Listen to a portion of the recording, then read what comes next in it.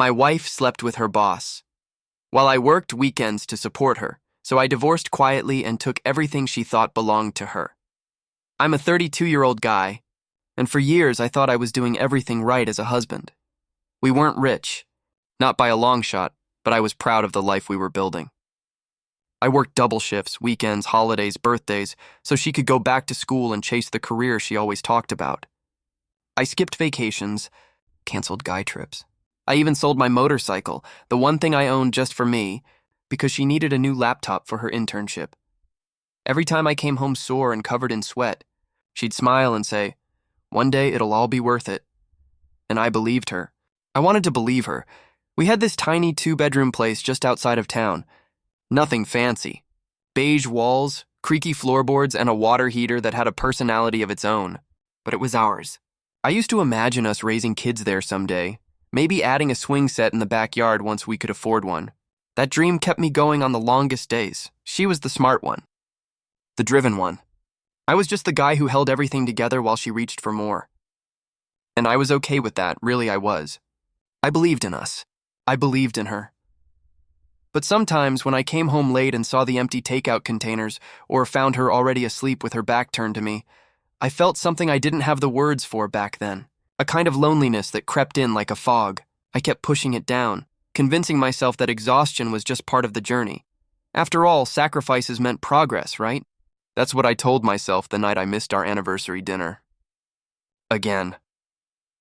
But something about the way she looked at me when I walked through that door, blank, distant, almost irritated, made my chest tighten in a way I couldn't explain.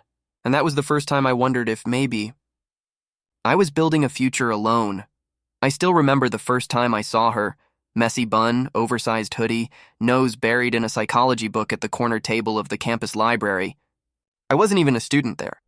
I was doing maintenance work, fixing a leaky radiator, when I caught her looking up at me with this half smile like she knew I didn't belong but didn't care. She always said she loved simple, grounded guys. I guess I fit the bill.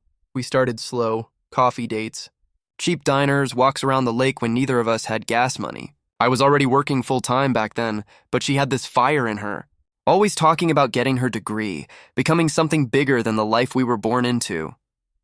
I admired that. When we got married, we made a deal. I'd work more hours so she could focus on school full-time. I promised to carry the weight so she could climb higher. She squeezed my hand and said, "We're in this together, always." But lately, I couldn't feel her in the together part anymore. It started with her staying late after class.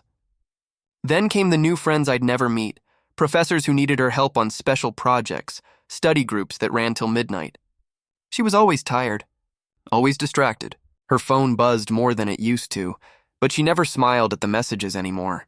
She just tilted the screen away and said, "Just school stuff." I'd ask her if she was okay, and she'd say, "You're always working. Don't you trust me?" That one cut deep, so I stopped asking, because the truth is I did trust her. I trusted her so much I ignored my gut, and that silence between us. It was growing louder by the day. It was a Saturday, my one day off that month, and she told me she had a team-building workshop downtown. Some corporate bonding thing for her internship. I nodded, kissed her cheek, and told her to have fun. Around 4 p.m., I got bored sitting at home, so I decided to order pizza. I opened the food delivery app and saw her last order, a $94 charge at a steakhouse we'd only ever talked about going to. I stared at it for a full minute, not breathing. When she got home, I asked casually, "Hey, how was the workshop?" She dropped her purse by the door and said, "Long, boring, just corporate nonsense." I waited a beat, then asked, "Did they serve steak?" Her eyes flickered for just a second. "Huh?" I showed her the receipt. The color drained from her face, but she recovered quick. Said it was a last-minute dinner with a visiting client. That she didn't mention it because I'd probably just overthink it. She forced a laugh, touched my arm. "Seriously, babe, it was nothing." I told myself to let it go. Maybe I was overthinking. Maybe I was just tired, jealous, insecure. But after that day, things changed. She started wearing this new perfume, something floral and sharp I'd never smelled on her before. She joined a gym, said she wanted to feel stronger. Bought new lingerie, which I didn't see her wear once for me. Her phone was always face down. Password changed. She began to talk less at dinner. Started spacing out mid-conversation, and every time I looked at her, I felt like she was somewhere else. But instead of confronting her, I shoved it all down because the truth is, admitting something was wrong would mean admitting I was being made a fool of, and I wasn't ready for that yet. That month, I clocked 287 hours. I kept track, overtime, weekends, double shifts. I said yes to everything. Not because I wanted to, but because I had to. Rent was going up.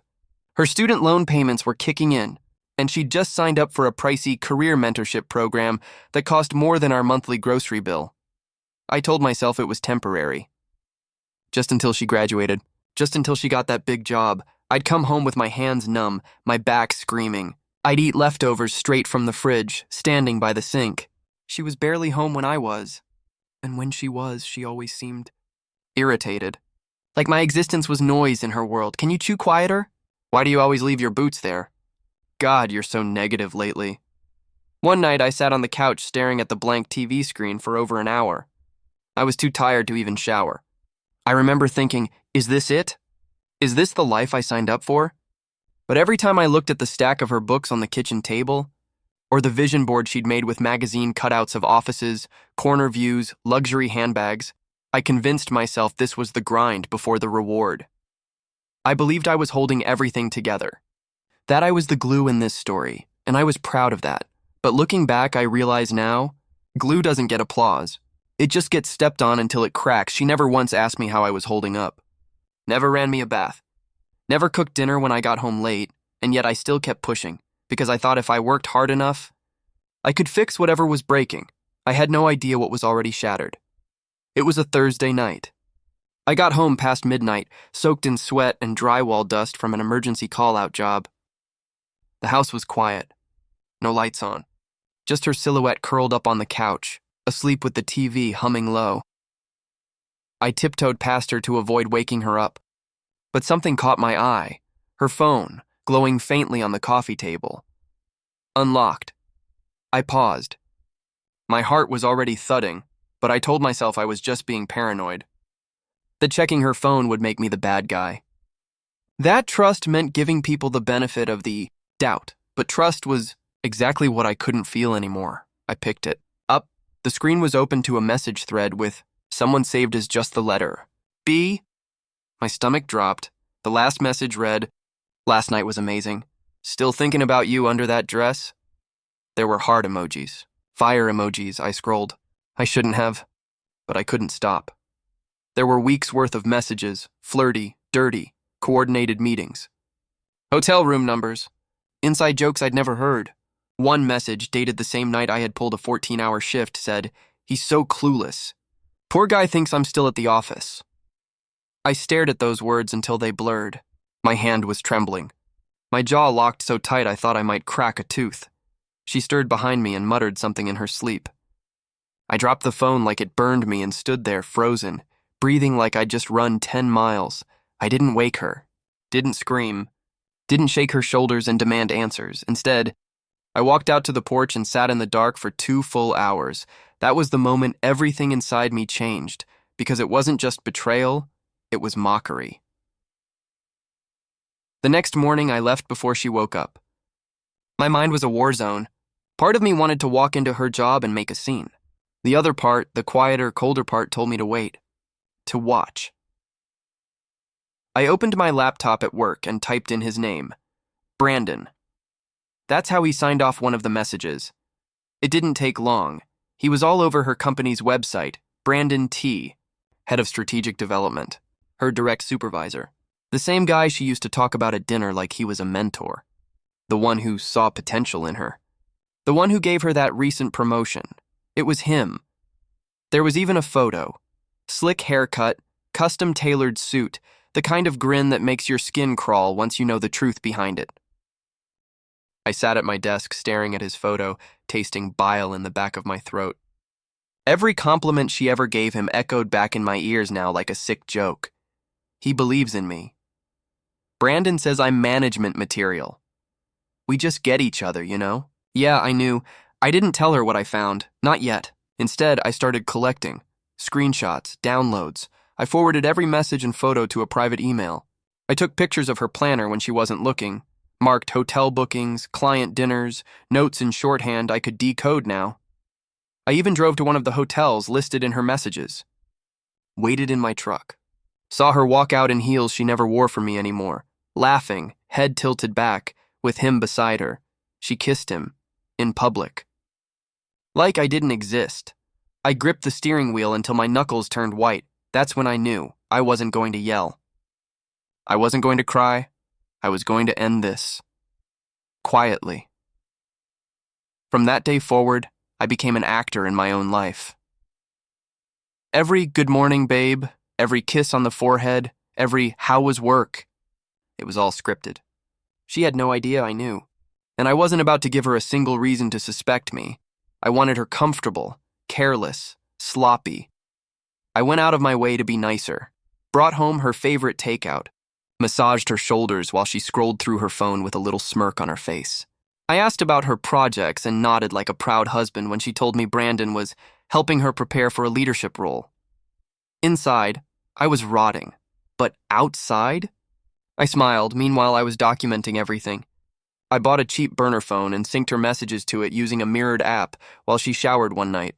I backed up voice notes, time-stamped photos, emails she didn't think I'd ever see. I even bought a mini voice recorder and planted it behind the bookshelf in our home office just to see what she said. During her remote meetings, every ping from that burner phone made my blood boil, but it also made me sharper, clearer, focused. I started sleeping in the guest room on the excuse that I was getting sick. She barely blinked. She was too busy texting Brandon while pretending to be exhausted. One night, I watched her from the hallway. She was giggling at her screen under the covers. Wearing lingerie I hadn't seen in months, it took everything in me not to rip the phone from her hands, but I didn't. Because I knew the more she thought I was blind, the more reckless she'd become, and the more reckless she became, the easier it would be to take everything from her when the time came. It was a Wednesday afternoon when I finally stepped into the lawyer's office. The room smelled like old books and coffee, and the walls were lined with certificates that screamed authority. I sat down across from a woman named Donna, sharp suit, sharper eyes. I want a divorce, I told her. My voice was calm. Too calm, she raised an eyebrow. Okay, let's talk about assets, shared debts. I slid the flash drive across the table. What's this? Proof. She plugged it into her laptop, and for the next 10 minutes she said almost nothing. Just clicked, read, listened, scrolled. Her lips pressed into a tighter and tighter line. By the end, she sat back, folded her arms, and let out a slow whistle. You have everything. I nodded. Dana leaned forward. With this level of evidence, cheating, malicious deception, and emotional damages, we can build a case that not only denies her alimony, but gives you favorable asset division. Possibly even a claim against her for intentional infliction. I didn't even care about the legal terms. I just wanted to take back what she tried to rob from me. My peace. My dignity.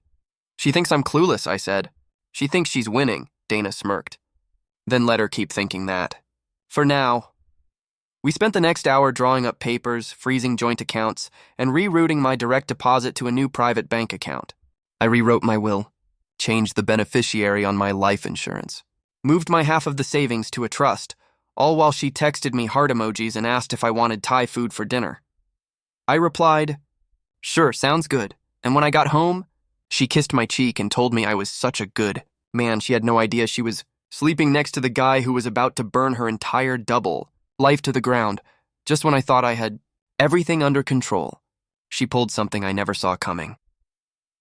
I was at work, loading supply inventory, when my supervisor called me into the back office. He looked uncomfortable, said something had come in that needed addressing. He slid a printed email across the table. I read it twice before I could speak. It was anonymous. Claimed I'd been stealing from the company, falsifying hours and selling off scrap materials for cash. There were fake screenshots attached, edited time cards, phony receipts, even a photoshopped image of me supposedly loading unmarked boxes into my truck. My heart slammed in my chest. Look, my supervisor said carefully, I don't believe this. But corporate wants to open an investigation. We're suspending you with pay, for now. I left the office feeling like the floor had disappeared beneath me. My head was spinning. I'd worked there for nearly a decade, Never even took a sick day without a doctor's note. And now I was being treated like a criminal. On the drive home, I replayed everything. And then it hit me. Our Wi-Fi. She once used my laptop to connect to our home network to email something to herself. That laptop still had admin access to our router. When I got home, I logged into the network.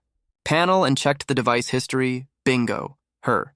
MacBook had logged into the router the same night the email was sent. Around 2:43 a.m., I forwarded the IP trace to my lawyer. Jesus, Dana replied. She's not just cheating. She's actively trying to destroy you. I sat on the edge of our bed that night while she washed her face in the bathroom, humming some stupid pop song. She came out, smiled, kissed me on the forehead. I smiled back, but I wasn't just angry anymore. I was done playing defense. It was time to flip the script. The next morning, I walked into the kitchen like nothing had happened.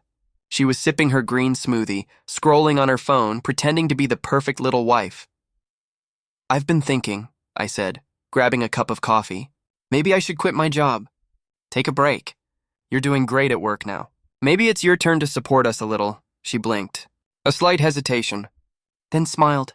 If that's what you need, babe, I support you. She bought it.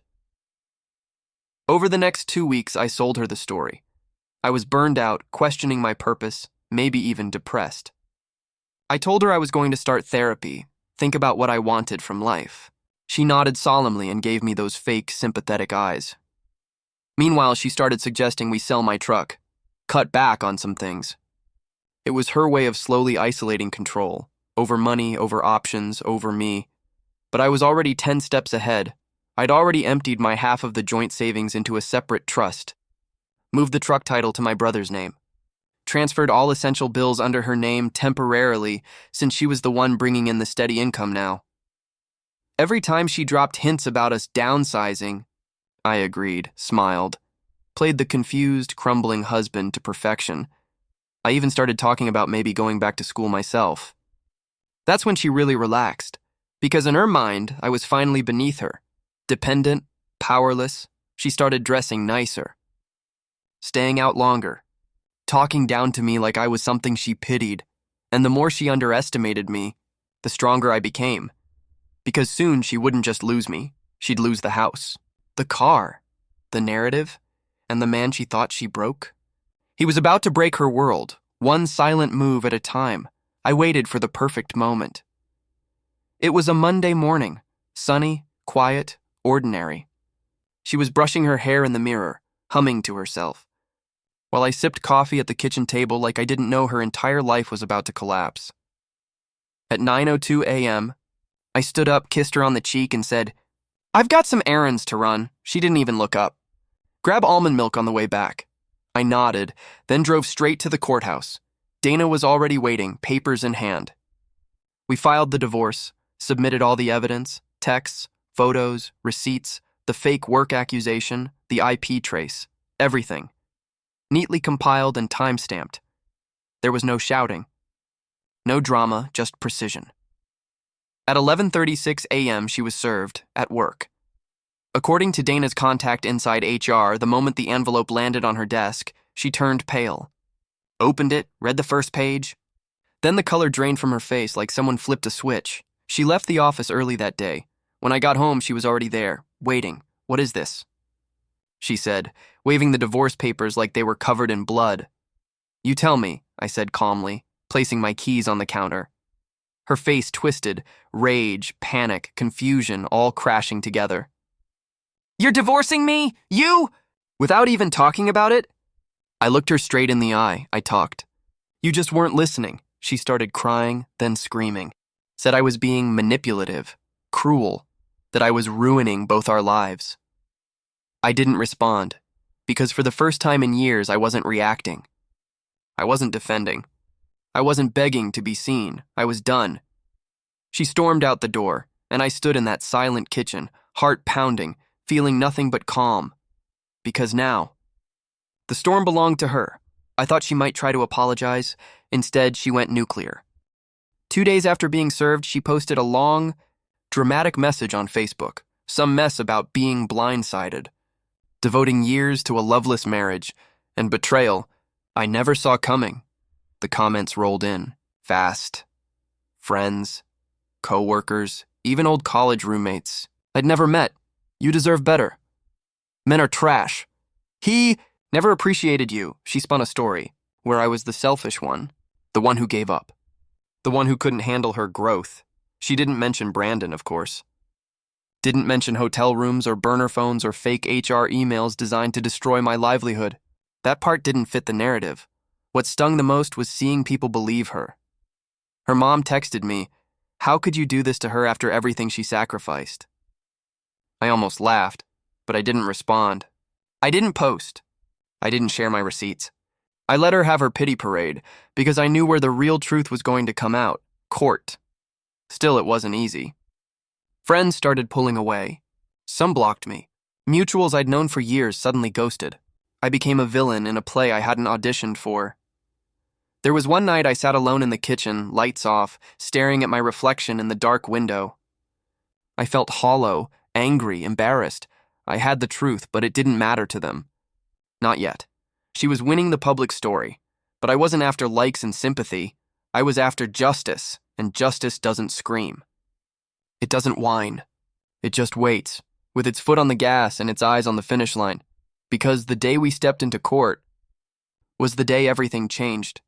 Court was colder than I expected, literally and emotionally. She showed up wearing a pale gray dress, minimal makeup, and this forced expression of sorrow, like she was the wounded one. Brandon wasn't with her. Not that day. Rumor had it HR had relocated him after some quiet complaints. Guess he didn't want his name dragged into legal mess. My lawyer Dana didn't waste time. She laid it all out with surgical precision: cheating, falsified harassment accusations, financial manipulation, emotional abuse. She played audio clips, read messages out loud, showed time-stamped photos, bank transfers, hotel bookings, and the router IP logs. Every time Dana said, "Exhibit C, Your Honor," I watched my wife's face crack a little more. She tried to argue, claimed the texts were taken out of context, that Brandon was just a mentor, that the photos were an invasion of her privacy, but the judge wasn't moved. His voice was calm, almost bored. "You entered this marriage under the assumption of mutual trust. The court finds sufficient evidence of marital misconduct and intentional deceit. Therefore, alimony is denied." She blinked like she hadn't heard him right. "And as for asset division," he continued, "the court rules in favor of the petitioner. In plain English, the house was mine. The car was mine. The joint savings, what was left, would go to settling debts she had racked up." She left court with nothing but a box of documents and the echo of her own betrayal following her down the hallway. She didn't even look back. I stepped outside, breathing for the first time in what felt like years. The air was cold, crisp, real. I wasn't angry anymore, just free. And she? She finally knew what it felt like to be discarded without warning. It was almost 3 weeks after the court ruling when she knocked on my door. I'd just finished repainting the bedroom. Fresh start. Fresh color. I still had a drop cloth on the floor, the smell of new paint in the air when I heard it. 3 slow knocks, then silence. I opened it to find her standing there. No makeup, hoodie 2 sizes too big, hair pulled back like she hadn't slept in days. Her eyes were swollen. She was holding her phone in one hand, tissues in the other. "Can I come in?" she whispered. I didn't move. Just stared. "I messed up," she said, voice cracking. "Brandon. He's gone. He transferred out. Blocked me. I lost the job. HR was brutal." I said nothing. She kept talking, like silence was some kind of encouragement. "My friends think I lied to them. My mom's disappointed. I'm couch surfing at my cousin's. I don't have anyone left." Her bottom lip trembled. "I know I hurt you," she said, "but I thought we were unhappy. I thought you didn't care anymore. I was stupid, but you were always the one person who never gave up on me." I leaned against the doorway, arms crossed. She took a shaky breath. "Maybe we could start over. Even just as friends, don't hate me." For a second, just a second, I felt it. That old broken reflex to rescue her. The part of me that still remembered the girl with messy buns and big dreams, but then I remembered the burner phone. The forged email. The nights alone. The lie she lived like it cost nothing. I don't hate you, I said quietly. Then I gently closed the door. Because mercy doesn't always mean opening up again. Sometimes, it means knowing when to walk away for good. The first morning after I closed that door, I woke up to silence, and for the first time in a long time, it didn't feel empty, it felt clean. I made myself breakfast. Eggs, toast, coffee, exactly how I like it. No one complaining about the mess in the sink or rolling their eyes when I hummed while cooking. Just me, the sound of birds outside the window, and peace. I spent the next few weeks rebuilding everything she tried to wear down. Repainted the living room. Donated the furniture she picked out. Got rid of the fancy wine glasses we never used and replaced them with simple mugs that actually felt like me. I bought a dog, a goofy golden retriever named Rusty who barks at the wind and sleeps with his head on my lap. While I watch old movies, I reconnected with old friends. Went hiking again. Played guitar for the first time in over a year. Even started freelancing part-time for a guy I met online who was launching a small contracting business. The work wasn't glamorous, but it was honest and mine. For so long, my life revolved around making someone else's dreams come true. And in the process, I forgot I was allowed to have my own. One evening, I found an old list in a drawer, a crumpled scrap of paper I'd written years ago. Things I wanted to do before 35, skydiving, learn Spanish, visit Ireland.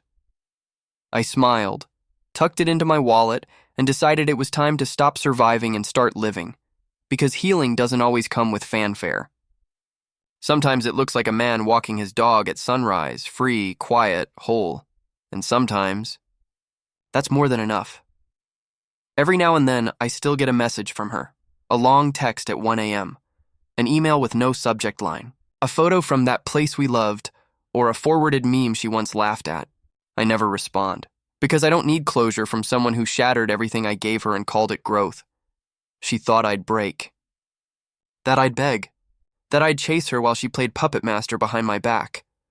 But what she never realized is that some men don't fall apart loudly. Some of us burn quietly and rebuild from the ashes when no one's watching. She lost the version of me who bent over backward for her. The man who skipped sleep, missed holidays, and bit his tongue to keep the peace. She thought she could destroy him and still find him standing in the same place, waiting. But when she reached back, I wasn't there, and that's what broke her. I didn't post my side of the story. Didn't shame her online. Didn't beg for people to see the truth. I just kept the proof. Gave it to the people who mattered. Let the silence echo louder than any argument, and now, she's rebuilding her life from scratch, probably still telling half-truths to anyone who'll listen. And me? I sleep well. I love deeper. I laugh more. I live on my terms, because the greatest revenge wasn't taking the house or winning in court or watching her fall. It was learning that I didn't need her to feel whole. She thought she broke me. But in the end, I walked away with everything.